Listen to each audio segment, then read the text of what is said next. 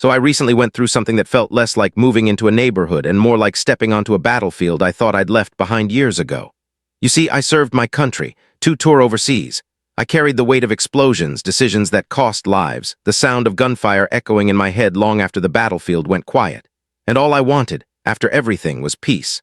Quiet mornings with my wife, Mary. Evenings on the porch with Max, my old German shepherd. A yard where the loudest noise was the sound of wind through the trees. That was the dream. That was what we'd sacrificed for. And then Karen happened. I'll never forget the first time I saw her. I was standing on my front lawn trying to convince Max that our new house was his new kingdom. He was sniffing at a rose bush like it held the secrets of the universe. Mary had planted it just the day before. I remember smiling at the sight of it, her hands in the dirt, her eyes shining at the thought of roots finally being planted. For once, life felt normal. For once, it felt safe. But safe doesn't last forever, not when people like Karen exist. The golf cart was the first warning. You know the type, one of those electric ones that sneak up on you with barely a sound. It rolled to a stop right at my curb, and behind the wheel sat a woman who carried herself not like a neighbor but like a judge. Her haircut was sharp enough to cut glass, her eyes predatory, like a hawk that had just missed its prey and was looking for another chance. "Excuse me," she said, polite words, poisoned tone. I straightened, wiped my hands on my jeans. Max let out a low growl. His hackles were up.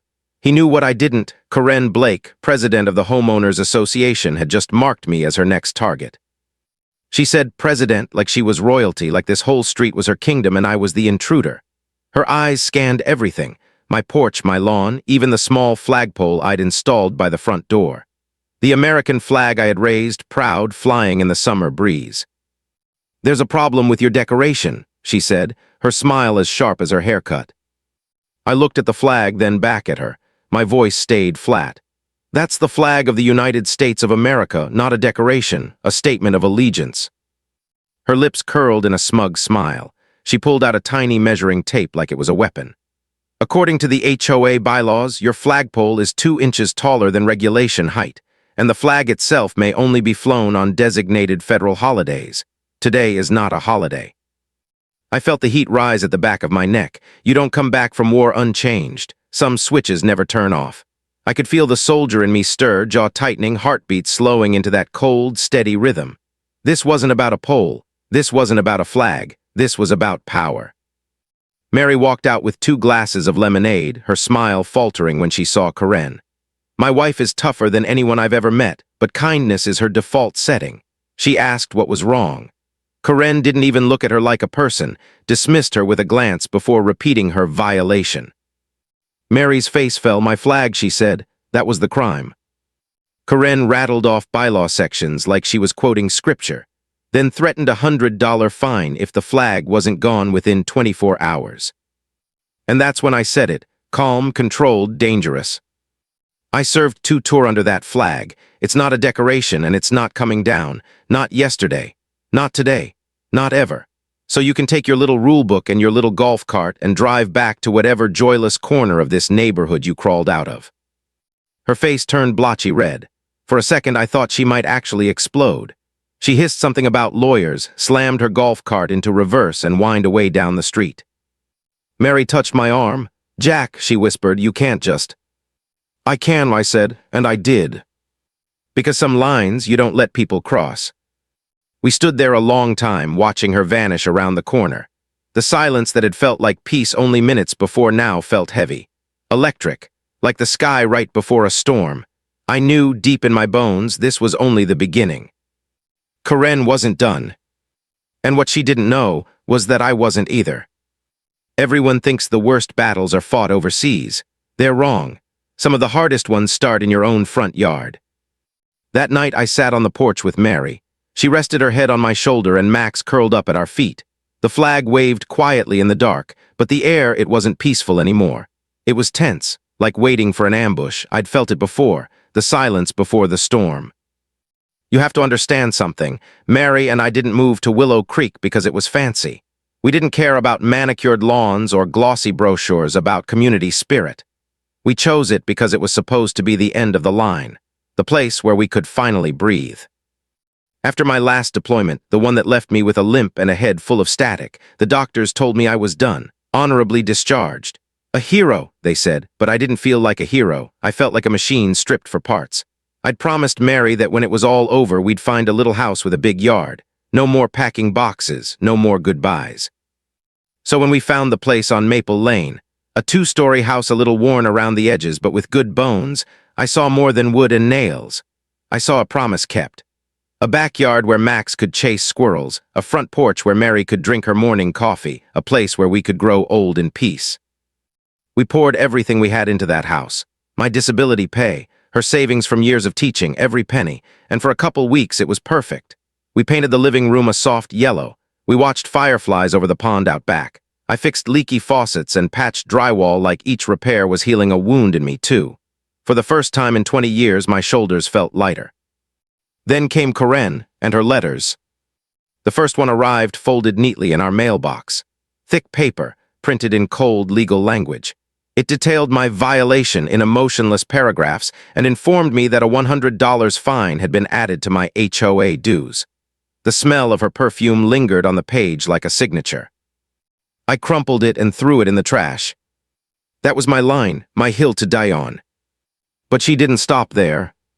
A few days later, I met Derek, our neighbor across the fence. Tall, wiry guy, glasses always crooked on his nose with the kind of smile you can't fake. He was watering flowers when I went to grab the mail. "You're the new guy," he said, beaming. "Welcome to the neighborhood, I'm Derek." We talked a while, the usual neighbor talk, but then his voice dropped to a whisper. "Hey, saw your little run-in the other day with Queen Karen." He smirked, then shook his head. "Be careful, man, she lives for this stuff." I raised an eyebrow. He leaned closer. "My cousin had to take down his kid's basketball hoop because it was aesthetically displeasing. The Millers, 2 streets over, they had to repaint their whole house because their beige was 2 shades off from the approved beige." He let out a low whistle. "She holds grudges like it's an Olympic sport." That stuck with me, and Derek was right. The fines started piling up. A letter about the grass being 1/4 of an inch too high. Another about Mary's welcome mat being the wrong color. A warning that Max, my dog, barked too loudly in our own fenced backyard. Each one was like a little jab, a calculated strike to wear us down. I knew the tactic, death by 1,000 cuts. And I could see what it was doing to Mary. She used to check the mailbox with a smile. Now she did it with dread. She'd hold those letters in her hand like they weighed 10 pounds. Her voice would tighten. "Jack, this isn't what we wanted. I just wanted peace." Her words cut deeper than any fine, because this wasn't just about me. Karen wasn't just attacking my flag. She was stealing the dream I'd promised my wife, the sanctuary we'd built. And that I couldn't allow. The breaking point came one Saturday morning. Max had been struggling with the back steps for weeks, his legs too old, his body too tired. Watching him struggle tore me up inside. He'd been with me through everything, lonely nights overseas, the hospital bed when I came home broken. He was more than a dog, he was my partner. So I built him a ramp, simple, sturdy, low to the ground. The first time Max walked down it, he wagged his tail. For the first time in weeks, he looked happy. I felt like I'd given him a piece of his dignity back. 2 days later, Karen showed up. Not alone this time, she had a man with her. Big, bald, built like a cinder block, the kind of guy you bring when you want to intimidate someone. Mary watched from the window as they marched up. Karen's voice was syrup-sweet, but her eyes were knives. "Mr. Jack, we have another violation to discuss, an unapproved structural addition to your property." "It's a ramp," I said flatly, "for my old dog." "All exterior additions must be submitted for architectural review." She recited it like a robot. "The ramp must be removed immediately." The big guy stepped forward, trying to look menacing. But I didn't move. I just said one word. "No." The word hung in the air like a challenge. Her smile vanished. "If you don't remove it by tomorrow morning, the HOA will have it removed for you, and you will be billed for the labor." My jaw tightened. My pulse slowed into that cold, steady rhythm again. She wanted me to explode, to lose my temper so she could paint me as the unreasonable veteran who couldn't adjust to civilian life. But I didn't, not yet, because I realized something in that moment. This wasn't about a ramp, or a flag, or a welcome mat. This was about cruelty, power, control. And she had just made the biggest mistake of her life. She had made it personal. Everyone has a breaking point. That morning, watching Karen and her hired muscle drive away in their golf cart, I found mine. Mary rushed outside as soon as they were gone, her face pale. "Jack, what are we going to do? We can't just let them." "No," I said, cutting her off. My voice was steady, but inside something had shifted. The hot anger I'd felt before cooled into something harder, sharper, the kind of focus that only comes when you know the fight ahead isn't optional. "We're not going to let them. This stops now." She looked at me, searching my face. And I knew she could see it, the soldier in me, the part I'd promised to leave behind when we moved here. But there it was, awake again. "I'm going to do what I was trained to do," I told her. "Gather intelligence, identify weaknesses, then dismantle the enemy piece by piece." Her eyes widened, a flicker of fear mixed with faith. She knew what it meant when I spoke like that. She also knew once I crossed that line, there was no going back. That night, I pulled out a fresh legal pad and wrote 2 words at the top: Karen Blake. It wasn't just a neighborly dispute anymore. It was a mission. And missions start with reconnaissance. The next morning before dawn, I sat in the living room with a cup of black coffee and a pair of binoculars. Old habits die hard. I watched her house across the street. Noted the times she got her paper, the times she left in her golf cart to patrol her kingdom, when the landscapers arrived to manicure her perfect lawn. Hour after hour, day after day, I built a pattern. She thought she was untouchable, but no one's routine is invisible. Mary thought I was losing my mind. "You're spying on the crazy HOA lady?" she asked one morning, catching me at my post. "Jack, this is insane." "It's not insane," I told her. "It's strategic." Karen wanted to play dirty. Fine, but I'd play smarter.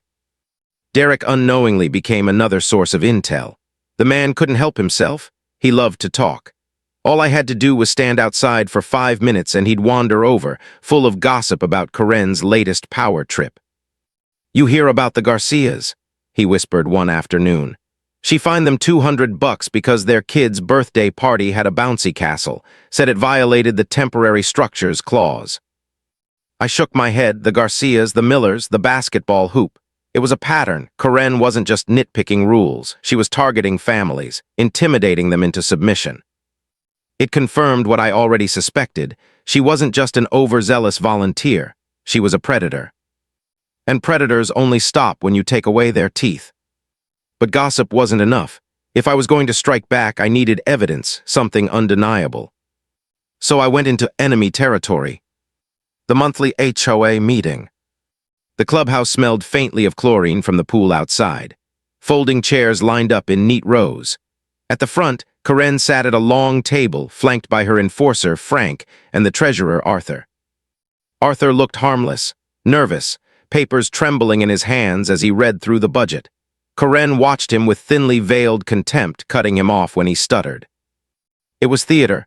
She ran the meeting like a dictator, dismissing concerns, snapping at residents, smiling that fake politician's smile. Every sentence out of her mouth was for the good of the community. I stayed in the back, silent, observing, learning. And then I saw it, my opening. Arthur fumbled with a stack of papers. Karen snatched them out of his hands and tossed them into a cardboard box under the table like they were garbage. Important documents, treated like nothing. After the meeting, the room filled with chatter. Stale cookies on folding tables, residents making small talk, Karen busy holding court, Frank standing guard. But Arthur, he slipped away like a mouse, leaving the box of documents sitting there, unwatched. My pulse picked up. Opportunity, risky, but sometimes you have to take the shot you're given. I needed a distraction, and I knew just the man for the job. "Derek." I caught his eye across the room, leaned in close. "I need a favor, create a scene, big right now." He blinked at me, then smirked. "What kind of scene?" "I don't care, spill your drink on Frank, pretend to faint. Just give me 60 seconds. Derek's grin widened. "You got it, buddy." And with all the theatricality of a bad soap opera, Derek clutched his chest and shouted, "My petunias! Has anyone seen my prize-winning petunias?" Then he flung an entire cup of bright red punch onto Frank's pristine white shirt. Chaos, Frank bellowed. Karen shrieked. Everyone rushed to look. That was my moment. I walked calmly to the front, knelt by the box, and slid the entire stack of financial reports into Mary's empty tote bag. Stood, walked straight out the door. No one noticed. Back at my dining table, my hands shook as I spread the papers out. I'd risked everything for this, and within minutes I found it payments. Big ones.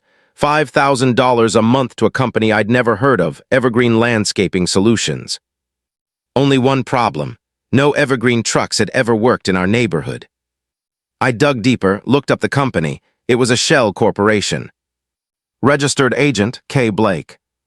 Karen wasn't just power-hungry. She was stealing from all of us. My breath caught in my throat.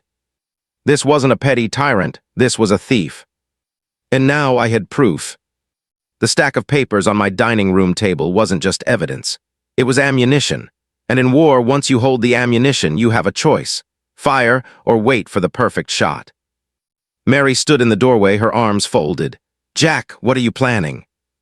I didn't answer right away. My eyes stayed fixed on the invoices. $5,000 every month straight to a company that didn't exist. $60,000 a year.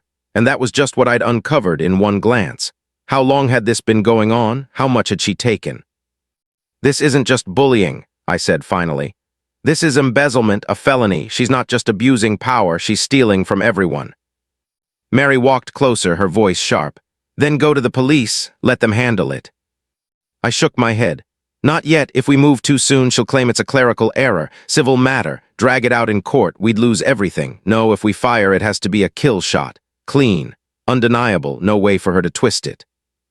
Mary looked at me, eyes glistening. "You sound like you're back over there, Jack, planning missions." I met her gaze. She made this a mission the second she targeted our family. Now it's time to fight back. That night, as Max dozed at my feet, I drew up the plan. Simple, ruthless, effective. Step 1 appeared defeated. The next morning in broad daylight, I dismantled Max's ramp, piece by piece. I saw Karen's golf cart slow as it passed, saw the smug smile spread across her face. She thought she'd won, that I was broken, and that was exactly what I wanted her to believe. Step 2, bait the trap. Mary and I went to a garden center that weekend. Bought the most obnoxious, tacky lawn ornaments we could find. A 3-foot gnome riding a unicorn, a pink plastic flamingo that wobbled in the wind. We planted them right in the middle of the yard in full view. Derek nearly fell over laughing when he saw them.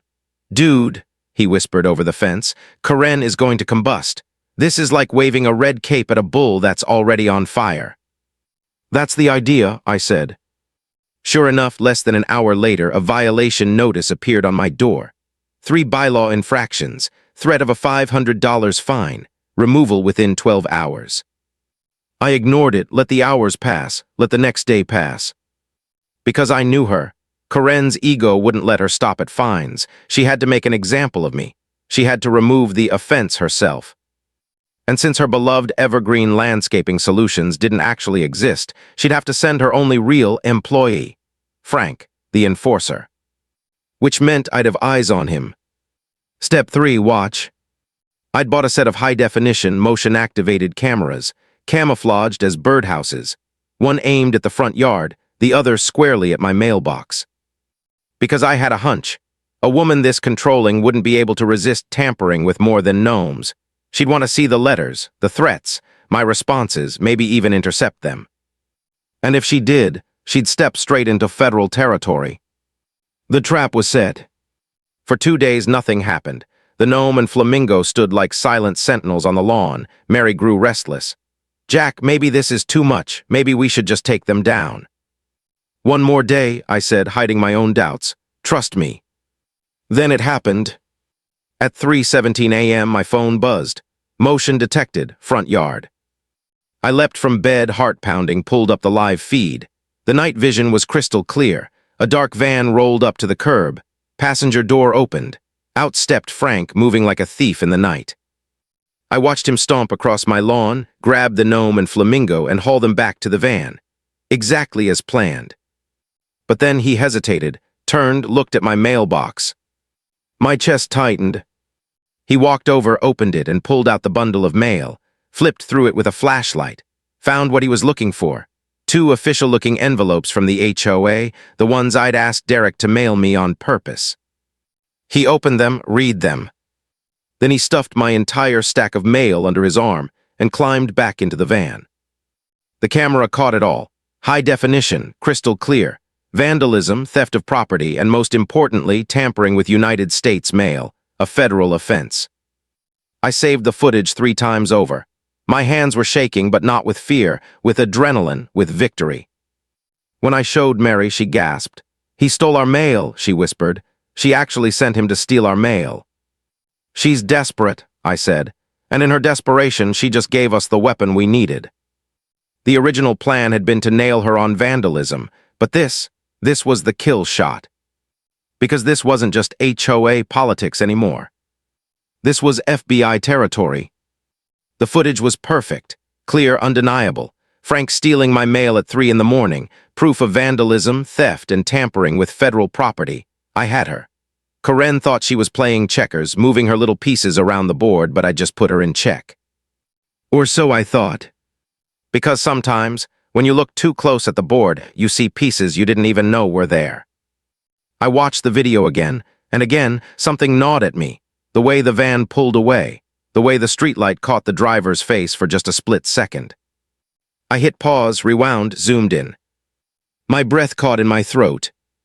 The driver wasn't Karen. It wasn't some hired hand. It was Arthur, the HOA treasurer.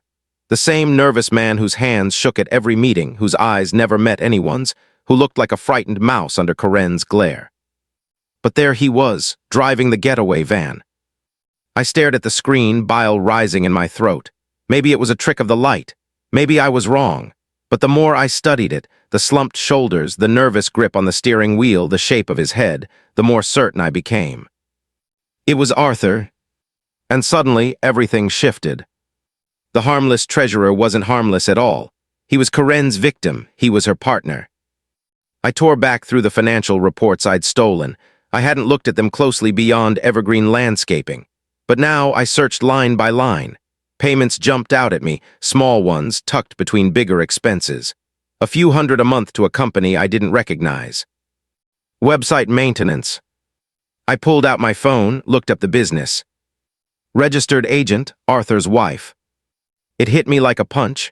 The helpless treasurer wasn't fumbling because he was nervous. He was fumbling because it was an act, a mask. Karen was the muscle, the enforcer, but Arthur was the brains. And together they weren't just harassing residents with fines. They were running an organized scam. The landscaping company was Karen's piece. The web maintenance was Arthur's, both siphoning money out of the HOA's funds hidden in plain sight. I felt sick, not just because of what they were doing, but because I had fallen for it. I'd pitied him, believed his trembling act, seen him as a victim. But he wasn't a mouse, he was a snake. I leaned back in my chair, staring at the papers. My heart pounded in my ears. This changed everything. If I just went after Karen with the mail theft video, Arthur would slither back into the shadows. He'd cover his tracks, destroy the evidence, maybe even pin everything on her. He'd play the victim, claim he was bullied into compliance, and people would believe it. And the theft would continue, quiet, hidden. No, if I was going to end this, I had to take them both down. But all I had on Arthur was a grainy video and a suspicious payment trail. It wasn't enough. Not for the police, not for the FBI, not for anyone who mattered. I needed more. I needed the smoking gun, the records that would prove everything. And I knew where they had to be. On Arthur's computer. The thought made my stomach twist. This wasn't surveillance from my window anymore. This wasn't setting a trap in my own yard. This was crossing a line. Breaking and entering. In my own neighborhood. I sat in the dark living room, the house silent except for Max's soft snores. Mary was upstairs asleep. I thought about her face, about the promise I'd made her. Peace, safety, a quiet life. But what good was peace if it was stolen out from under us? What good was safety if the enemy was rotting the neighborhood from the inside out? I closed my eyes. The answer came from that part of me I'd tried to bury, the soldier, the one who knew how to finish fights. If I wanted the truth, I'd have to go get it myself. And I knew there was only one person reckless enough to help me pull it off. Derek. The next afternoon, I walked over to his backyard. He was wrestling with a new barbecue grill, pieces scattered everywhere, instructions ignored. He looked up, wiping sweat from his forehead. "You look like you're about to invade Poland," he said. I didn't laugh. "I need your help." His smile faltered. "With what?" I told him everything. Arthur in the van, the payments to his wife's shell company, my suspicion that he was Karen's pawn but her partner, that the real records, the proof, were on his computer. Derek's face went pale, then hard. "That little weasel," he muttered. "Always thought he was harmless. Guess that's the trick, huh? Make everyone think you're nothing so they never look too close." I nodded. "I need to get into his house, access his computer, get the files, but I can't do it alone." I expected him to say no, to back away. But instead, Derek straightened, pushed up his crooked glasses, and said, "I'm in." "You understand what I'm asking?" "Yeah, and I understand what they've done to this neighborhood, the bouncy castle, the miller's paint, He paused, frowned. "Okay, not my petunias, that was rabbits, but still, they deserve what's coming." For the first time in weeks, I smiled. We started planning, a classic two-man operation.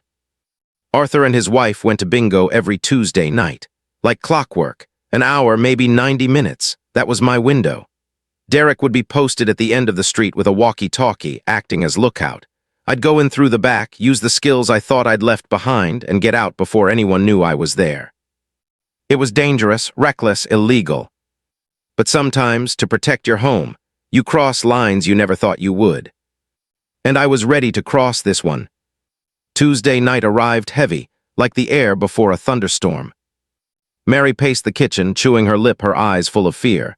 "Jack, this is crazy. What if you get caught? What if?" "I won't," I said, though my voice betrayed the lie. "I've done things like this 100 times. Truth was I hadn't. Not here, not in my own neighborhood. I'd infiltrated enemy compounds overseas, but breaking into Arthur's pristine little house 2 streets over, that was different. This wasn't foreign soil. This was supposed to be home.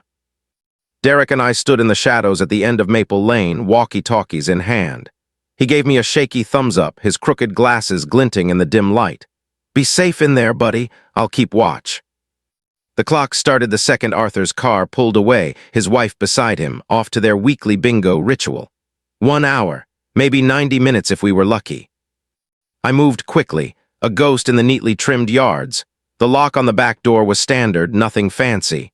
30 seconds with my old picks and it clicked open. The sound was deafening in the silence. Inside, the air was still. The house smelled sterile like lemon cleaner and paper, not a home, a stage. I found Arthur's office immediately, orderly, obsessive, every pencil lined up. His computer hummed softly on the desk. I pulled a thumb drive from my pocket, slid it into the USB port. The special software lit up, scanning for keywords: evergreen, invoice, Karen HOA. My heart thudded with each second. I had to be fast. Then the walkie crackled on my hip. Derek's voice, urgent, hushed. "Jack, red light, red light. A car just pulled into the driveway. It's them. They're back. Get out now." My blood ran cold. I yanked the thumb drive free, praying it had copied something, anything useful. Keys jingled at the front door. Voices, Arthur's wife laughing faintly. No time for the back door. My only escape was the office window. I slid it open, shoved it up, and dove out just as the front door creaked wide. I hit the grass hard, rolled into the cover of a bush. My chest heaved, sweat stinging my eyes. Through the leaves, I saw Arthur step into the office. He frowned at the desk. My stomach dropped. Did he notice? Did I leave something out of place? He glanced at the screen, tilted his head. Then shrugged, picked up a wallet from the hall table. "Found it," he called. And just like that, the lights flicked off. The front door shut. Their car pulled out again, taillights vanishing into the night. I stayed crouched in the bushes, frozen, until the neighborhood was silent again. Then I bolted. Derek was pale when I reached him. "Man, I thought they had you, I thought." "Let's go," I said, my voice rough. "We'll see what we got at home." Back in my office, Mary hovered behind me as I plugged in the thumb drive. A message flashed on the screen: "File transfer incomplete." My stomach sank. Most of the files were corrupted, half-finished, useless. I clicked through them one after another, nothing but broken fragments. Until I found it. One file fully intact. The name was just numbers, A timestamp, I double-clicked. The video opened, grainy at first then sharp, a hidden camera, a wide shot of Arthur's office. The angle was familiar, it was the very room I had just been in. The timestamp said 6 months ago. Arthur sat at his desk, tapping at the computer. Karen stood over him, arms folded, her eyes cold. And they were talking, not bickering, not pretending, planning. "The reserves are getting too low," Arthur muttered. "The landscaping scam won't be enough." "Then we start phase 2, Karen said flatly. "More fines, more violations. Target the ones with older homes, the ones on fixed incomes. Make them miserable enough to sell." Arthur nodded. "The developer's impatient. He wants at least 10 properties by the end of the year. He said he'll pay our full bonus if we deliver." I froze, my skin prickled. This wasn't just embezzlement. This was worse, so much worse. They weren't just stealing money from HOA dues. They were systematically trying to destroy lives, driving people out of their homes so a developer could scoop them up cheap. And then Karen said a name. The developer's name. A name I recognized. The very man who had built Willow Creek 20 years ago.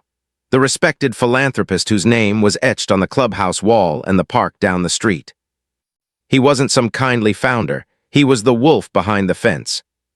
And Karen and Arthur were his attack dogs. The video ended.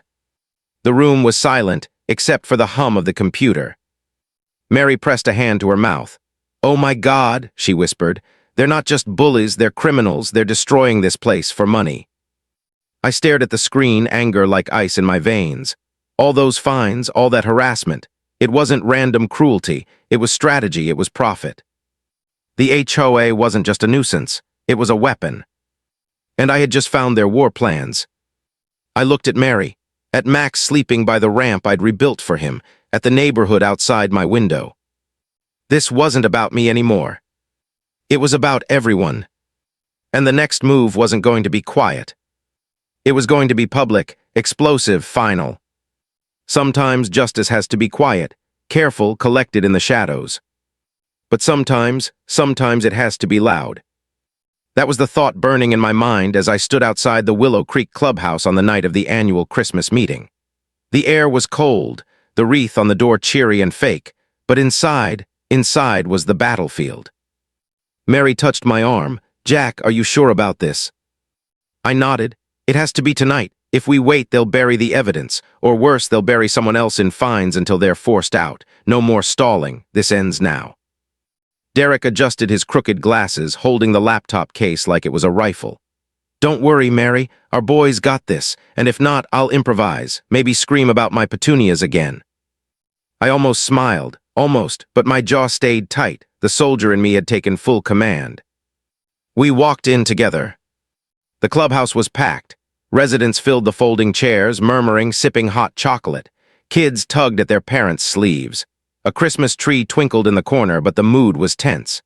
Everyone knew Karen ruled this place with an iron fist, but tonight, something felt different. At the front, Karen sat like a queen on her throne, Frank looming by her side, Arthur fiddling nervously with a stack of papers. The sight of him made my blood boil, the snake, pretending to be small, harmless, when I knew the truth. Karen's smile was sugar-coated venom. "Welcome, everyone, to our annual meeting and holiday gathering. It's so heartwarming to see our community come together." She droned on about budgets, landscaping, maintaining neighborhood integrity. I watched the crowd. The Millers, the Garcias, even a couple who'd been fined for having the wrong shade of curtains.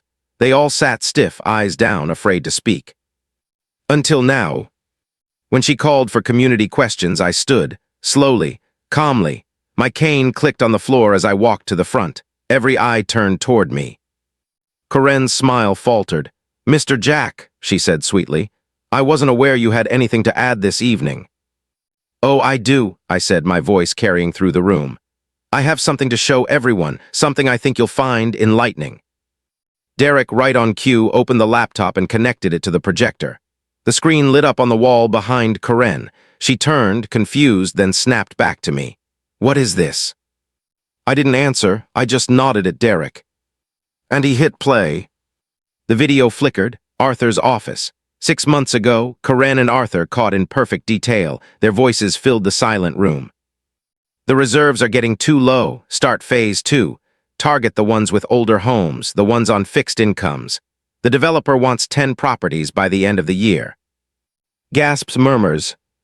Karen shot to her feet. This is outrageous. This is a fabrication. He's.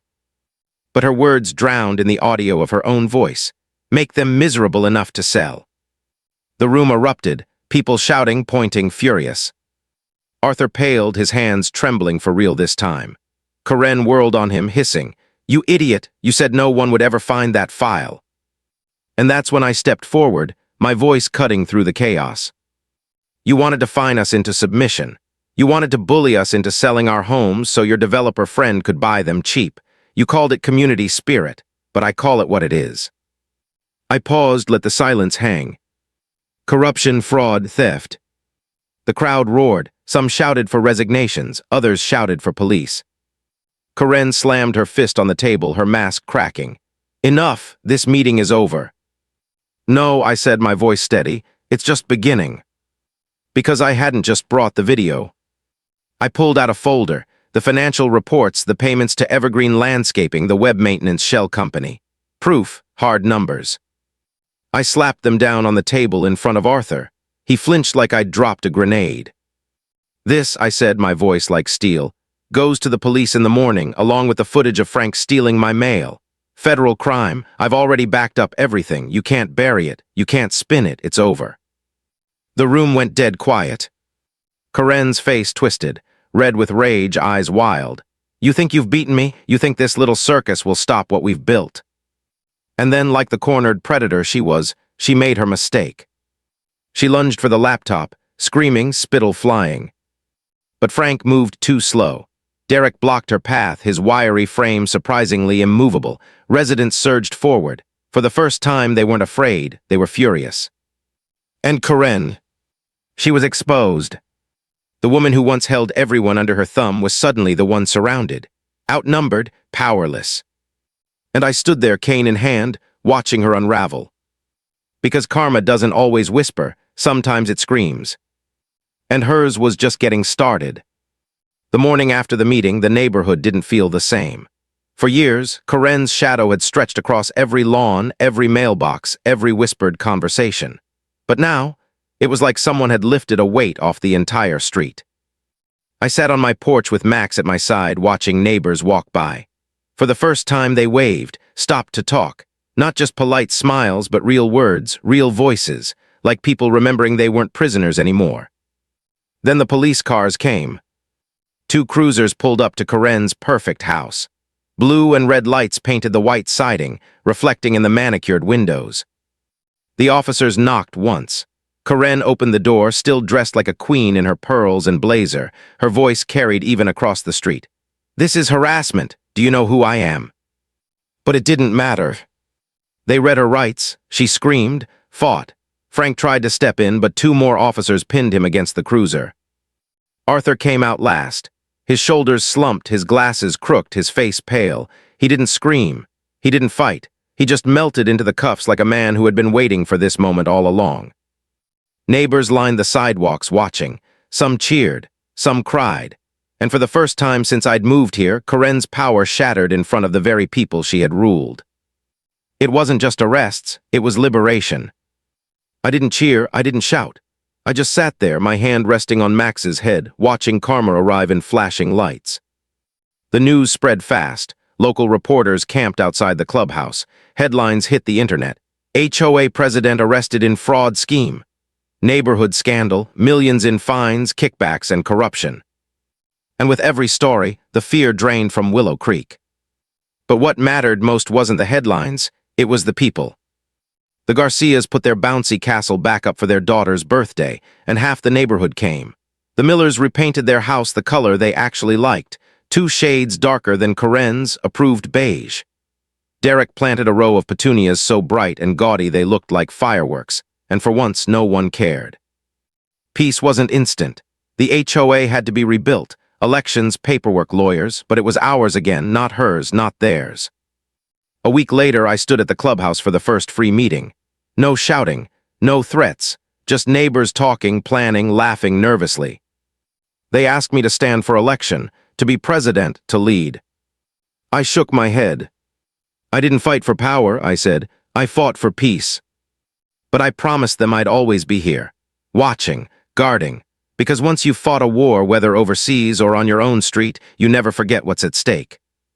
That night back on my porch, Mary slipped her hand into mine. Her eyes were soft, tired, but free.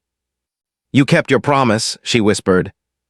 I looked at the flag fluttering in the breeze, at Max dozing at my feet, at the quiet street that finally felt like home. "No," I said softly, "we kept it." The hardest battles aren't fought with guns or uniforms. They're fought with patience, with courage, with truth. Karen thought she could control us with fear, but fear only lasts until someone decides not to bow to it anymore. Sometimes the strongest stand you can make isn't with rage, it's with resolve. And when the dust settles, the people who tried to break you end up breaking themselves. Because that's the thing about power built on cruelty. It always collapses. And when it does, justice doesn't whisper. It roars. You've heard this confession, now wait until you hear the next one, the truth that shatters everything you thought you knew.